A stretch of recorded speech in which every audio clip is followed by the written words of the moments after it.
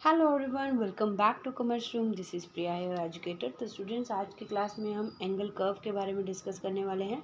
बहुत ही छोटा सा टॉपिक है ये एंगल कर्व का।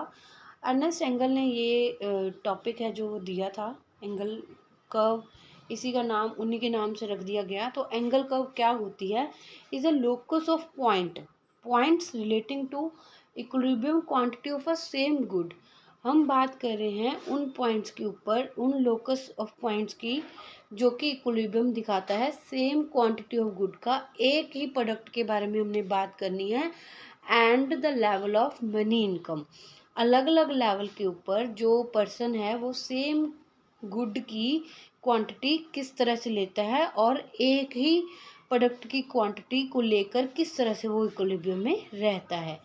In other words, angle curve indicates how much quantity of a commodity a consumer will consume at different level of his income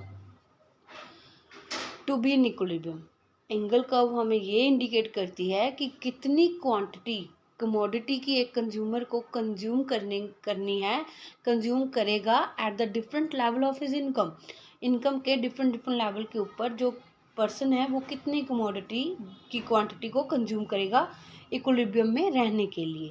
तो angle curve है जो with the help of income consumption curve draw की जा सकती है। तो जैसा कि यहाँ पे आपको दिखाया गया है, ये आपकी बनती है एंगल कर्व। एक्स एक्सिस के ऊपर कमोडिटी एक्स है और वाई एक्सिस के ऊपर इनकम को दिखाया गया है। जब आपकी इनकम I1 है तो आप कमोडिटी जो है एक्स कंज्यूम कर रहे हो, Q1 कंज्यूम कर रहे हो। यही अगर इनकम इंक्रीज हो जाती है, I2 हो जाती है, तो आपका जो क्वांटिटी का लेवल है वो इंक्रीज हो जाता है, Q2 पे पहुंच जाता है। तो जो AB पॉइंट्स आपको यहाँ पे दिखाए गए हैं, लेवल्स ऑफ इनकम इक्विलिब्रियम, ये पॉइंट्स दिखाते हैं इक्विलिब्रियम के, कंज्यूमर का इक्विलिब्रियम पॉइंट्स है ये। ए पे भी वो इक्विलिब्रियम में, अगर इनकम इंक्रीज होती है तो बी पे भी वो इक्विलिब्रियम में है। तो अगर हम इन पॉइंट्स को मिला देंगे तो हमें मिलेगी एंगल कर्व, ई कर्व। ठीक है, तो जो स्लोप है एंगल कर्व का वो डिपेंड करता है नेचर ऑफ कमोडिटी के ऊपर। तो अगर कॉम्बिनेशन की बात करें टू गुड्स के ऊपर, तो उनकी जो डिमांड है यूनिफॉर्मली इंक्रीज करेगी, देन उनका जो स्लोप है एंगल कर्व का वो पॉजिटिव रहेगा। अगर दो कमोडिटीज़ की बात करें, जैसे हमने लास्ट क्लासेस में डिस्कस किया दो कमोडिटीज़ के बारे में, तो उनका जो स्लोप है वो पॉजिटिव रहेगा।